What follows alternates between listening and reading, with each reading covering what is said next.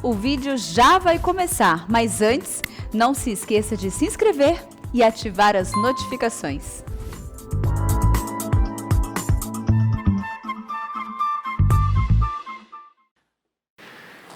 Irmãos queridos, nós vamos abrir a palavra de Deus então, no livro do profeta Daniel, capítulo 2. Profeta Daniel, capítulo 2.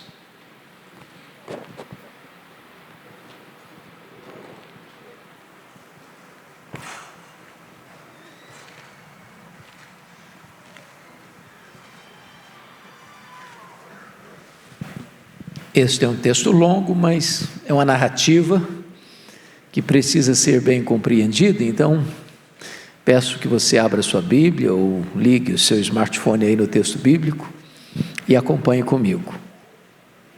Daniel interpreta o sonho de Nabucodonosor. No segundo ano do reinado de Nabucodonosor, teve este um sonho. O seu espírito se perturbou e passou-se-lhe o sono. Então o rei mandou chamar os magos, os encantadores, os feiticeiros e os caldeus, para que declarassem ao rei quais lhe foram os sonhos. Eles vieram e se apresentaram diante do rei. Disse-lhes o rei: tive um sonho, e para sabê-lo está perturbado o meu espírito. Os caldeus disseram ao rei em aramaico: ó rei, vive eternamente, dize o sonho a teus servos, e daremos a interpretação. Respondeu o rei e disse aos caldeus: uma coisa é certa, se não me fizerdes saber o sonho e sua interpretação, sereis despedaçados, e as vossas casas serão feitas monturo. Mas se me declarardes o sonho e a sua interpretação, recebereis de mim dádivas, prêmios e grandes honras. Portanto, declarai-me o sonho e a sua interpretação. Responderam segunda vez e disseram: diga o rei o sonho a seus servos, e lhe daremos a interpretação. Tornou o rei e disse: bem percebo que quereis ganhar tempo, porque vedes que o que eu disse está resolvido. Isto é, se não me fazeis saber o sonho, uma só sentença será vossa.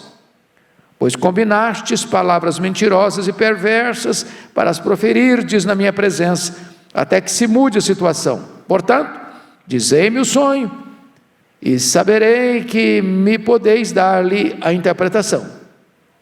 Responderam os caldeus na presença do rei e disseram: não há mortal sobre a terra que possa revelar o que o rei exige, pois jamais houve rei, por grande e poderoso que tivesse sido, que exigisse semelhante coisa, ou coisa de algum mago, encantador ou caldeu.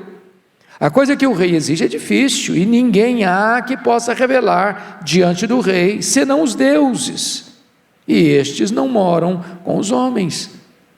Então o rei muito se irou e enfureceu, e ordenou que matassem a todos os sábios da Babilônia.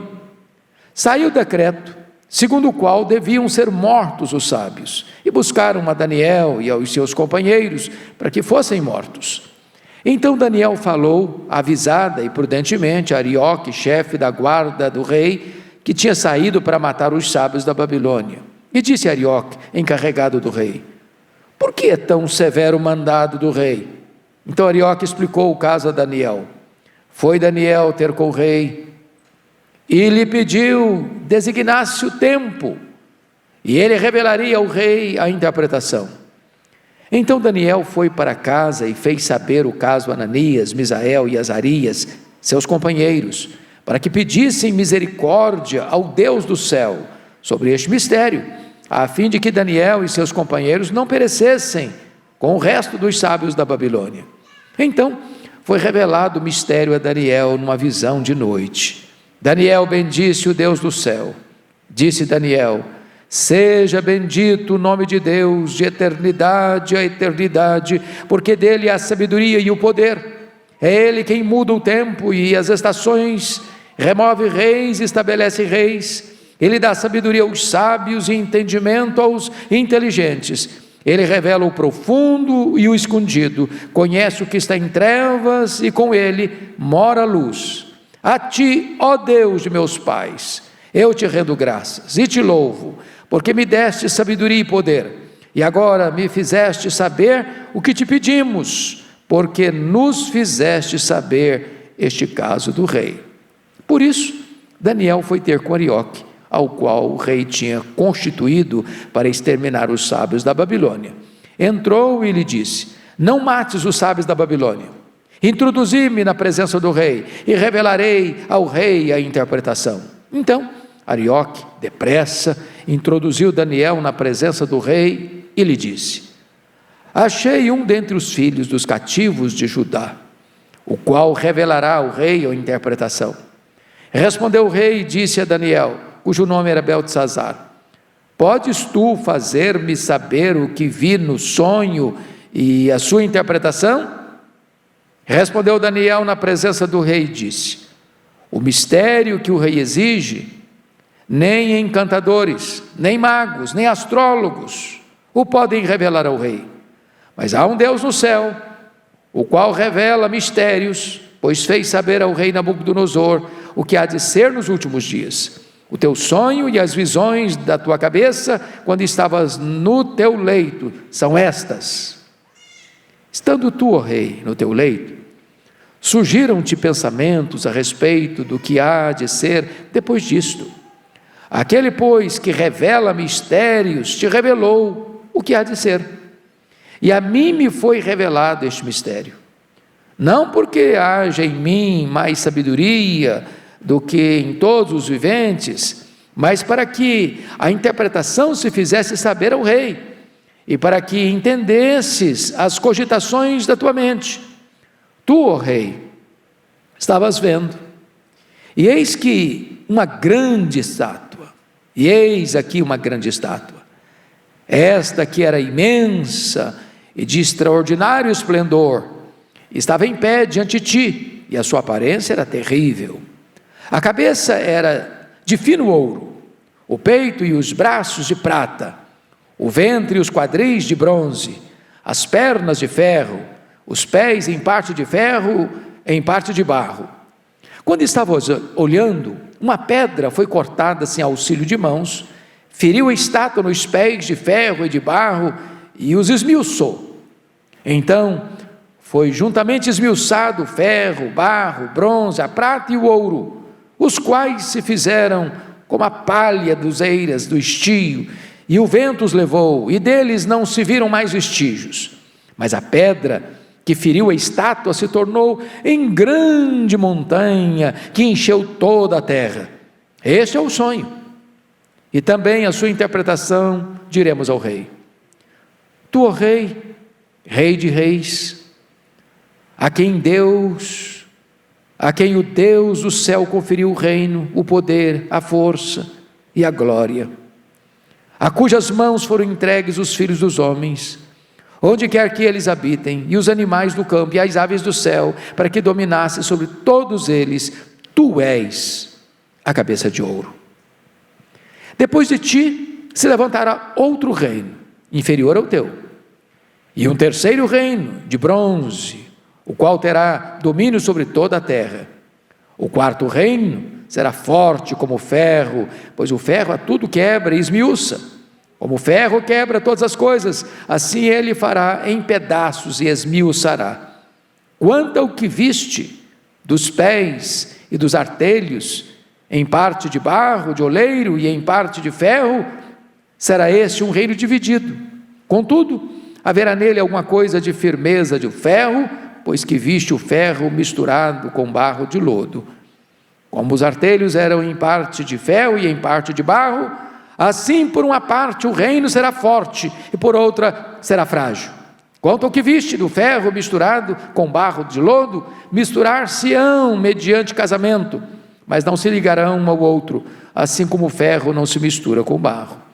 Mas nos dias destes reis, o Deus do céu suscitará um reino que não será jamais destruído.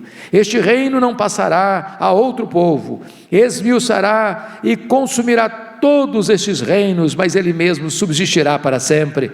Como viste que do monte foi cortada uma pedra sem auxílio de mãos, e ela esmiuçou o ferro, o bronze, o barro e a prata e o ouro.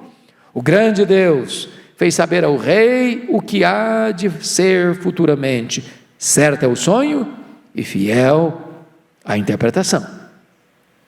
Então, o rei Nabucodonosor se inclinou e se prostrou em terra perante Daniel, e ordenou que lhe fizessem oferta de manjares e suaves perfumes. Disse o rei a Daniel: certamente o vosso Deus é o Deus dos deuses e o Senhor dos reis e o revelador de mistérios, pois pudeste revelar este mistério. Então o rei engrandeceu a Daniel, ele deu muitos e grandes presentes, e o pôs por governador de toda a província da Babilônia, como também o fez chefe supremo de todos os sábios da Babilônia. A pedido de Daniel, constituiu o rei a Sadraque, Mesaque e Abednego sobre os negócios da província da Babilônia. Daniel, porém, permaneceu na corte do rei. Irmãos queridos, esta é uma narrativa longa, mas empolgante, e este texto revela para nós uma espécie de filosofia da história, da soberania de Deus na história, do controle absoluto de Deus da história. Esse texto está mostrando que os grandes impérios do mundo, na época o maior deles, a Babilônia, e os impérios sucessores do Império Babilônico, tudo isso não aconteceu por acaso, ou apenas por engenho político, ou apenas pelo poder dos comandantes militares, ou dos reis poderosos, mas toda a história estava e está traçada pelo Deus dos céus, pelo Deus dos deuses, pelo Senhor dos senhores. E mais, esse texto está mostrando que os reinos do mundo cairão, mas haverá um reino, e há um reino onipotente, todo-poderoso, que vai derrubar todos os reinos da terra, e vai ser o reino eterno, invencível, vitorioso, poderoso, que vai prevalecer para sempre e sempre e sempre, e este é o reino de Cristo. Então nós estamos aqui diante da perspectiva otimista, não de uma mera suposição, de uma mera expectativa, mas de um plano que já está traçado, e não pode ser mudado. Ainda que os homens pensem que estão no controle, ainda que os homens alcem o seu trono nas alturas, ainda que coloquem o seu trono entre as estrelas, todos os reinos da terra cairão, e o reino de Cristo prevalecerá. Essa é a verdade magna desse texto. Mas vamos então à passagem. Primeiramente, esse texto está tratando do sonho perturbador do rei Nabucodonosor. Vejam vocês, no verso 1, que Nabucodonosor teve um sonho e o seu espírito se perturbou, e o sono dele passou. O homem pode ter poder, o homem pode ter dinheiro, o homem pode ter fama, o homem pode ter controle, mas basta Deus mexer lá no inconsciente dele, à noite, no silêncio da noite, no secreto do quarto, numa experiência subjetiva de um sonho, para o maior monarca da terra se perturbar. É isso. Ele pode não se perturbar com o exército, ele pode não se perturbar com os poderes militares da terra, mas bota Deus o dedo e dá um sonho para ele, e ele se perturba. Sonho do rei revela a fragilidade dos poderosos, porque veja você, que ele, embora tivesse poder, embora ele tivesse fama, embora ele tivesse riqueza, embora ele tivesse a lei, porque no Império Babilônico o rei era maior do que a lei, ele está perturbado, ele tem suas limitações, ele não consegue discernir o futuro, e ele está abalado com aquilo que Deus lhe mostra. Pois bem, agora vamos dar uma olhadinha, em segundo lugar, na impotência dos sábios, porque o rei, ao receber o sonho, ele convoca, diz o texto, os sábios, para contar para ele o sonho, e para dar a ele a interpretação. E ele foi esperto, porque ele não contou o sonho para pedir interpretação. Se vocês são sábios, se vocês são encantadores, se vocês são feiticeiros, se vocês são os caldeus, a casta sacerdotal dos homens sábios, vocês vão saber que sonho que eu tive. Me conta o sonho. E me dê a interpretação. E diz a Bíblia que todos os magos foram convocados, todos os encantadores foram convocados, todos os feiticeiros foram convocados, e toda a casta sacerdotal dos caldeus foi convocada. E ele tentou, me conta o sonho e me dê a interpretação. Eles, não, conta o sonho e nós daremos a interpretação. Não, vocês estão querendo me ludibriar. Vocês estão querendo ganhar tempo. Perversamente vocês estão querendo me enredar. Aliás, se vocês não me contarem o sonho e não me derem a interpretação, todos vocês vão ser despedaçados. Todos vocês vão ser destruídos. E aí eles disseram para o rei assim: bom, o que você está pedindo para nós é impossível. Não há mortal sobre a terra que possa revelar ao rei o seu sonho. Segundo, é um assunto que não tem precedente na história, porque nenhum rei, por mais poderoso, jamais exigiu isso de nenhum mago, de nenhum sábio, de nenhum caldeu, de nenhum feiticeiro. Então o senhor está fazendo um pedido que não tem jurisprudência na história, não tem precedente. Mas, terceiro, o pedido do rei é muito difícil, extremamente difícil. E quarto, a solução do problema é supra-humano. Só os deuses podem saber isso, e os deuses não moram entre os homens. Então, veja você, no versículo 11, que está escrito o seguinte: a coisa que o rei exige é difícil, e ninguém há que possa revelar diante do rei, senão os deuses, e estes não moram com os homens. Os sábios da Babilônia tinham uma teologia muito ruim, muito ruim, porque eles acreditam em deuses. Eles têm panteões e mais panteões de deuses, e eles até acreditam que esses deuses têm poder, ou têm conhecimento, ou têm entendimento, mas esses deuses também são inacessíveis, estão distantes demais, eles não moram entre os homens, eles não podem socorrer os homens. Então eles estão completamente rendidos a um misticismo que não lhes traz qualquer esperança, nem qualquer segurança. Mas vejam vocês um outro aspecto, que é a prepotência dos poderosos. Primeiramente, exigindo dos homens o que eles não podem oferecer. Não adianta. Me conta o sonho e me dê a interpretação. É um mistério, e não cabe ao homem dominar os mistérios. E irmãos, isso é um fato curioso: os poderosos são prepotentes. Eles são prepotentes. Segundo lugar, os poderosos acham que pode comprar as pessoas, porque no versículo 6, ele fala que vai dar prêmios, vai dar dádivas, vai dar grandes honras. Eles acham que estão no controle. Eu faço, eu compro, eu faço a coisa acontecer. Coitados. Nabucodonosor fez isso. Mais tarde o Belsazar, na hora da morte, ele disse que se alguém contasse, ele daria riquezas, prêmios. Nem saberia ele que ele não daria nada, porque morreria naquela noite. Mas os poderosos acham que pode comprar as pessoas. Mas ainda, determinando o extermínio dos sábios para fazer o seu capricho pessoal. Ele dá uma ordem expressa para Arioque: olha, mate todos os sábios, todos os caldeus, todos os videntes, todos os feiticeiros, todo mundo vai morrer, porque se não atendeu ao meu pedido, à minha necessidade, não correspondeu à minha expectativa, morre. É desse jeito. Os poderosos pensam que têm o poder da vida e da morte, e podem ameaçar, e podem matar. Mas aí entra então a intervenção de Daniel, porque Daniel, como um sábio que era, e embora tivesse grandes funções no palácio, você se lembra do capítulo 1, que ele foi encontrado 10 vezes mais sábios do que os sábios da Babilônia, e colocado em posição de honra, ele estava entre esses sábios, e a ordem era para matar todo mundo.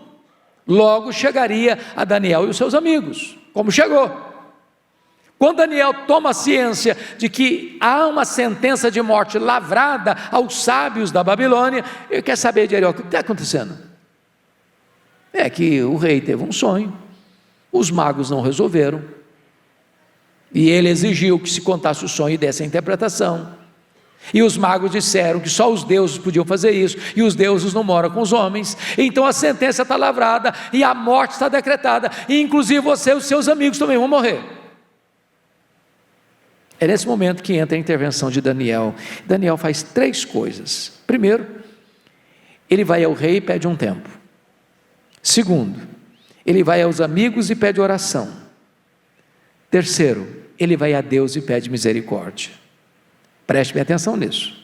Em primeiro lugar, ele vai ao rei e pede um tempo. Olha o verso 16. Foi Daniel ter com o rei e lhe pediu, designasse o tempo, e ele revelaria ao rei a interpretação. Daniel não tinha essa interpretação inerentemente. Não é que ele tinha capacidade inerente de fazer tudo, não. Tudo que ele tinha vinha de Deus. E ele precisava tempo para quê? Para orar. Eu acho isso maravilhoso, porque há momentos na vida em que você é exposto a determinadas situações onde você não tem a resposta, onde você não sabe a solução. Mas nesse momento é hora de você pedir o teu... Para um pouquinho, vamos orar sobre esse assunto, vamos pedir a Deus. E eu acho isso magnífico porque Daniel conhecia o seu Deus, ele tinha experiência com o seu Deus, e Deus já tinha dado para ele evidências de que Deus intervém na história, que Deus muda o coração das pessoas, que Deus altera o cronograma, que Deus livra o seu povo. E então ele pede tempo ao rei, exatamente porque nesse tempo era tempo de buscar a face de Deus. Mas a segunda coisa que me marca está no versículo 17. Ele vai aos amigos e pede oração. Olha o versículo 17 comigo. Então Daniel foi para casa e fez saber o caso a Ananias, Misael e Azarias, seus companheiros, para que pedissem misericórdia ao Deus do céu sobre este mistério. Irmãos amados, lição aprendida aqui: você e eu precisamos ter amigos. Amigo é aquele que, quando você está passando por uma luta, você chega, olha, ora comigo, abra o coração, eu estou precisando de ajuda, vem para cá, vamos orar juntos. O poder que Deus pode colocar na nossa mão quando você se junta a outros irmãos seus para buscar a Deus, direção, sabedoria, discernimento, compreensão. Tem batalhas que nós não podemos lutar sozinhos. Tem luta na vida, irmão, que você precisa de gente do seu lado, de companheiro do seu lado, mas de gente crente, que acredita como você acredita, que Deus faz, que Deus pode.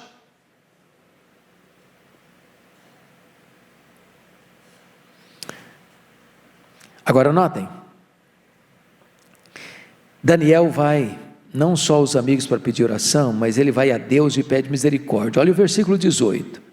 Para que pedissem misericórdia ao Deus do céu sobre este mistério, a fim de que Daniel e seus companheiros não perecessem com o resto dos sábios da Babilônia. Não é um problema comum não é um problema qualquer não, eles estão debaixo de sentença de morte. Ou Deus dá discernimento, ou Deus traz a revelação, ou Deus traz luz nas trevas, ou Deus abre uma clareira de compreensão, ou eles estão liquidados. Notem vocês que eles não ficam apavorados, eles não tentam fugir, eles não tentam incriminar Nabucodonosor, como os magos fizeram. Você está pedindo coisa impossível, o que você está pedindo é impossível. Não, Os magos da Babilônia acreditavam que os deuses podiam, mas os deuses são inacessíveis. Não, Daniel sabe que o Deus único e verdadeiro pode, e esse Deus não está longe, e ele pode ser alcançado quando você alça a sua voz em oração. Você pode falar com ele em qualquer lugar, em qualquer circunstância, em qualquer momento, e ele é poderoso para reverter qualquer situação de morte lavrada sobre a sua vida. Oi, irmãos, que maravilha é você crer que Deus responde oração. Pois bem, o que eu acho curioso, que no versículo 18, eles chegam, Daniel com seus amigos, chegam para Deus não para reivindicar direitos, eles não chegam para decretar nada para Deus, eles não chegam para determinar nada para Deus, eles chegam, versículo 18, para pedir o quê? Misericórdia. Essa tem que ser a postura de um crente que ora: humildade, dependência, coração quebrantado, misericórdia, Senhor. Bom, mas aí agora vem a gratidão de Daniel. No versículo 20 está escrito assim, versículo 19 diz que então foi revelado o mistério a Daniel numa visão de noite. Preste atenção, quando Daniel vai ao rei pedir o tempo, ele não tinha ainda o discernimento. Isso não significa, irmão, que tudo na vida você já sabe a resposta, você já tem a solução. Tem hora que você precisa dizer, calma, vamos dar tempo, vamos orar sobre esse assunto, vamos pôr esse assunto na presença de Deus, vamos fazer igual Ezequias fez, pegou a carta de afronta do líder da Síria e leva para a presença de Deus. Senhor, está aqui, a afronta aqui, o Senhor é Deus.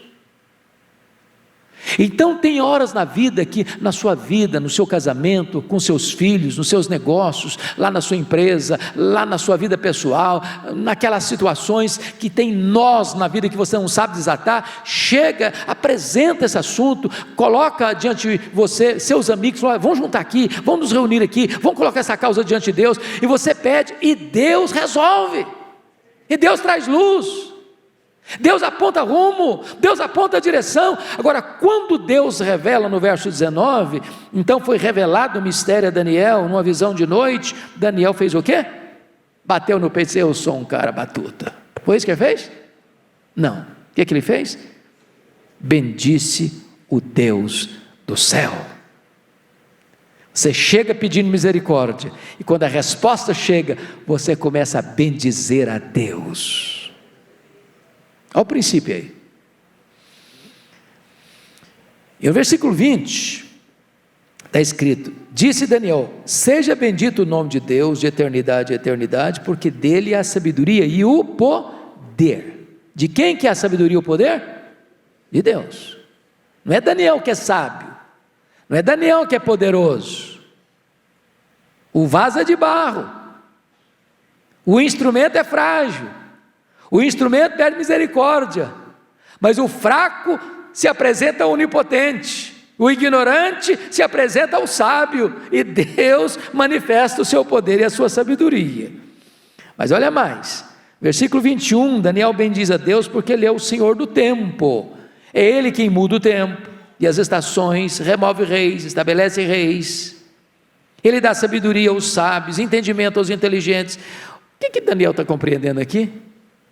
Nabucodonosor era o cara mais poderoso da terra, o cara era a própria lei, ele dominava sobre os reinos, ele dominava até sobre os animais, até sobre as aves. Mas Daniel entende outra coisa agora, ele entende o seguinte, o meu Deus é o Deus que bota a gente no trono e tira a gente do trono, o meu Deus é o que levanta reinos e abate reinos, o meu Deus muda as estações, o universo está na mão dele, os reis estão na mão dele, as nações estão na mão dele, quem governa mesmo é o meu Deus, é Ele que está sentado no alto e sublime trono.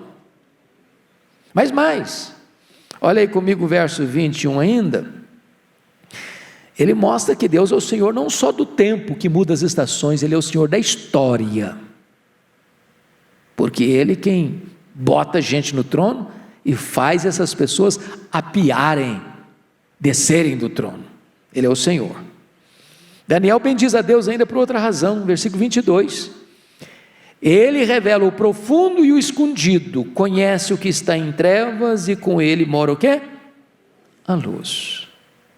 Você e eu enxergamos alguns palmos na frente do nosso nariz. Nós não enxergamos na curva, nós não enxergamos no escuro, nós não temos a visão clara do que está lá no final da linha. Mas o seu Deus é o Deus que conhece mistérios. Luz e trevas para Ele é a mesma coisa. Ele é quem traz discernimento.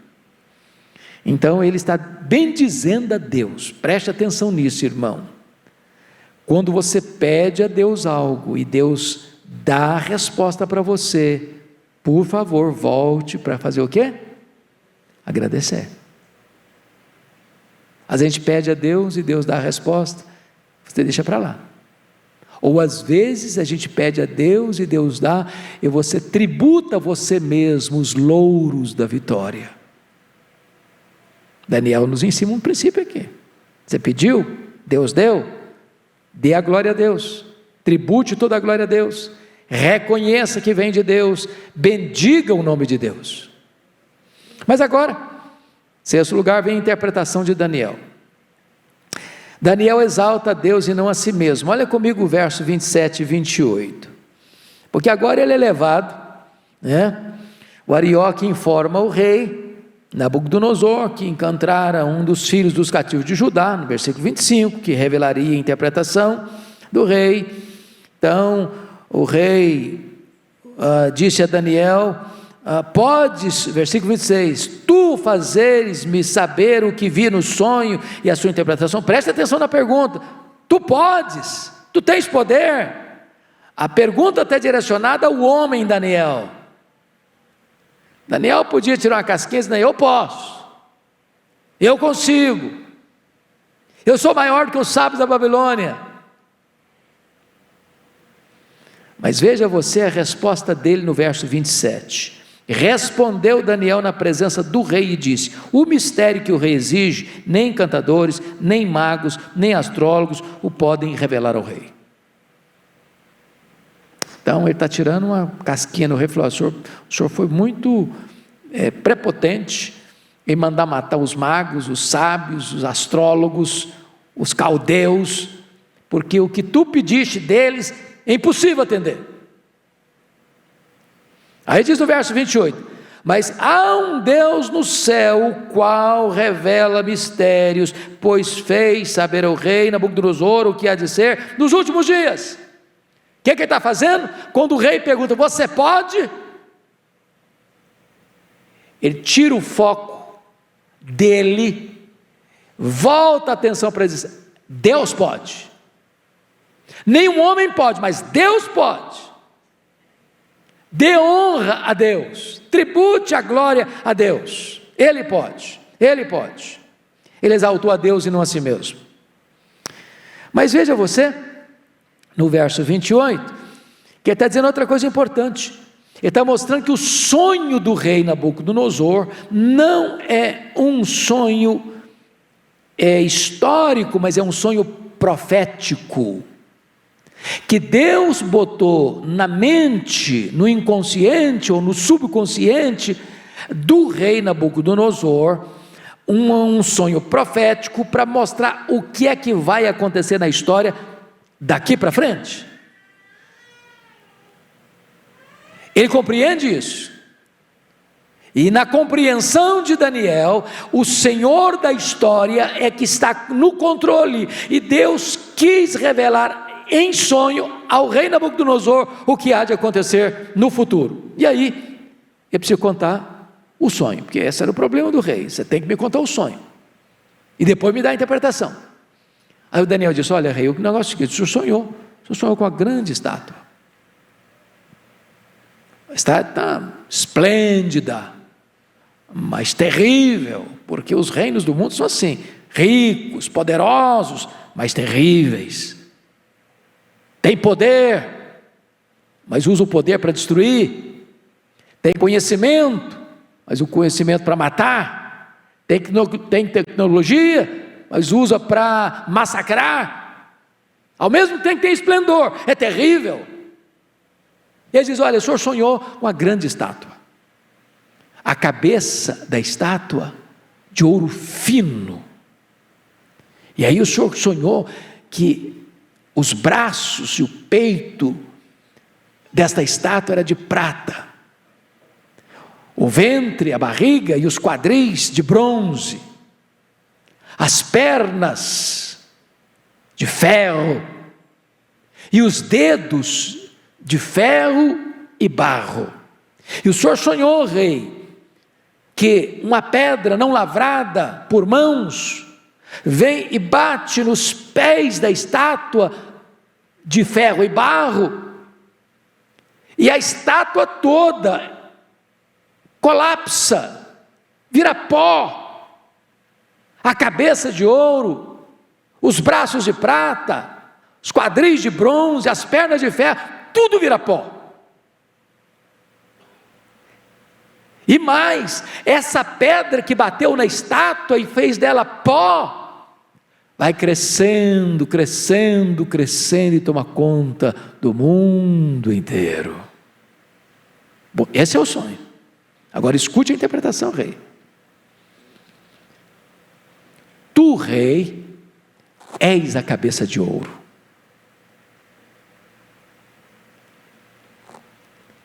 Por que a cabeça? Porque o reino babilônico, o rei era maior do que a lei. O rei era supremo. O rei era absoluto. E note vocês que isso aconteceu no segundo ano de Nabucodonosor. Ele reinou 41 anos. Já tinha mais 39 anos para reinar. A voz dele, a palavra dele era final, era lei. E é por isso que a Babilônia deu ao mundo, como cabeça de ouro, a legislação. Mas ele diz: depois do teu reino, vem um outro reino, mais fraco, mais fraco. Peitoral de prata, braços de prata. Por quê? Porque serão dois povos que vão se unir num único reino: os medos e os persas. E os medos e os persas vão dar para o mundo um sistema tributário.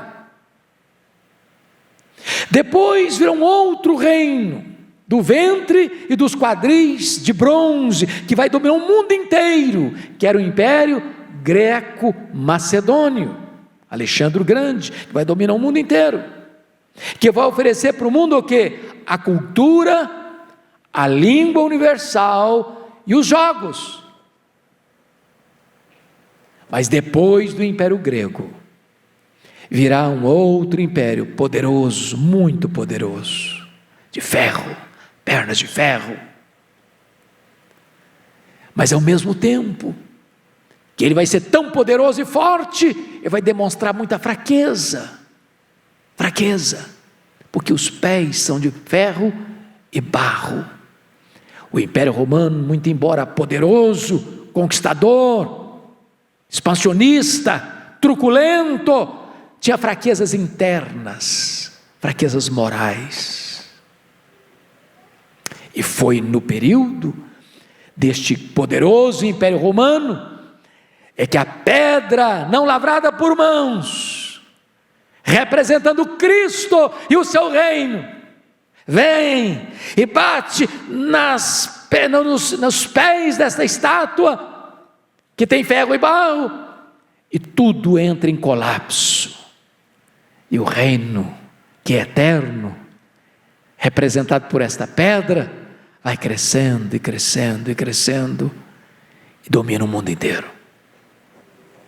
E este império poderoso vai dar para o mundo, então,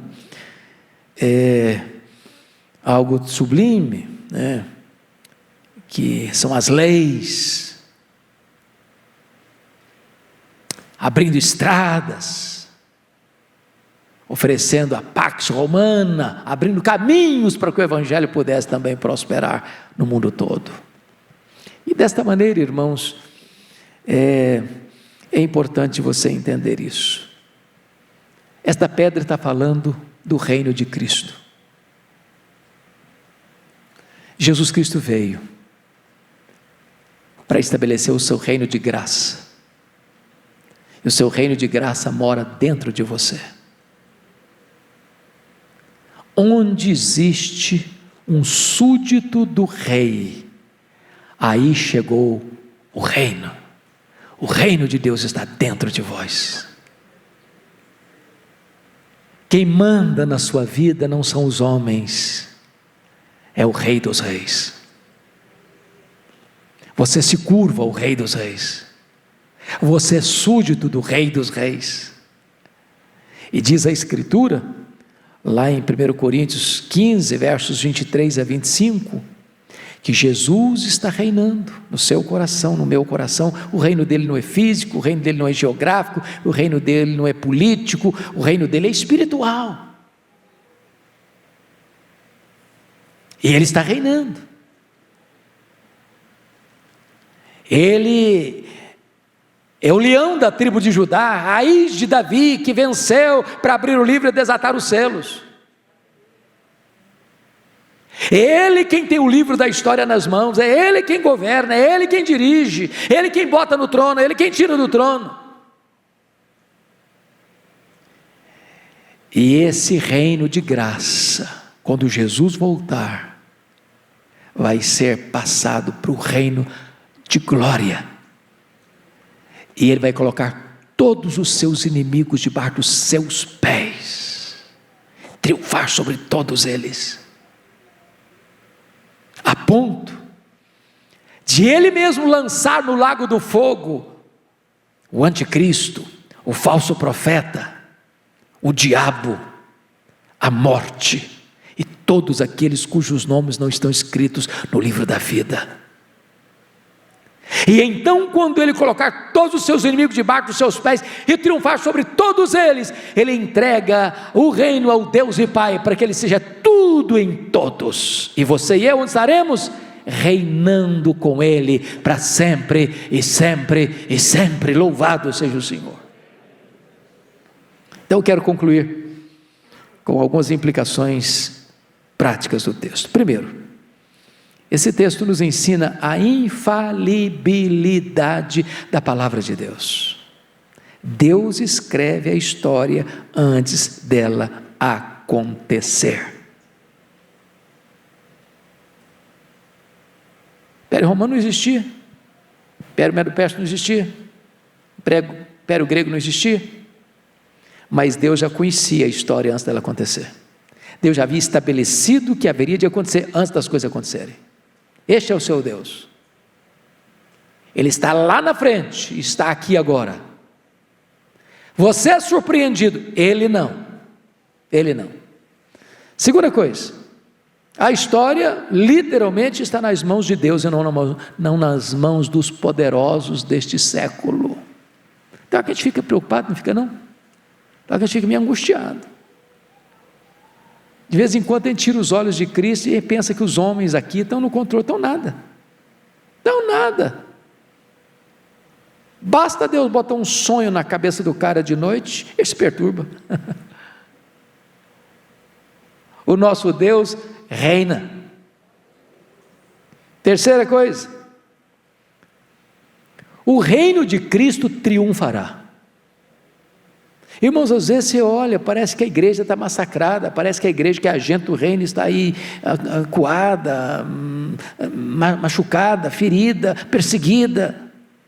Eu quero dizer para você que você pertence ao reino vencedor, que você é súdito do reino que é vitorioso, e o reino de Cristo prevalecerá. Quarta conclusão: os servos de Deus, irmãos, vão ser honrados. Honrados.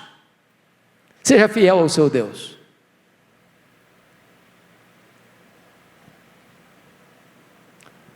Agora preste atenção na última colocação que eu quero fazer. Conhecer a verdade de Deus não basta. É preciso ser transformado por ela. Porque você vai ver no verso 47 o seguinte: disse o rei a Daniel: certamente o vosso Deus é o Deus dos deuses e o Senhor dos reis, e revelador de mistérios, pois pudeste revelar este mistério. A teologia está boa aqui, na boca do Nabucodonosor. Estava certo disso, mas o coração dele não mudou. Não basta ser um bom teólogo, se a vida não foi transformada. Então saiba disso, não é só conhecimento não, não é só saber não, não é só ter informação certa não. Esta mensagem que nós ouvimos precisa descer da cabeça para o coração e mudar a nossa vida. O que cabe a você hoje nesta noite é isso: o nosso Deus reina, e Ele é digno de toda a honra, toda a glória e todo o louvor.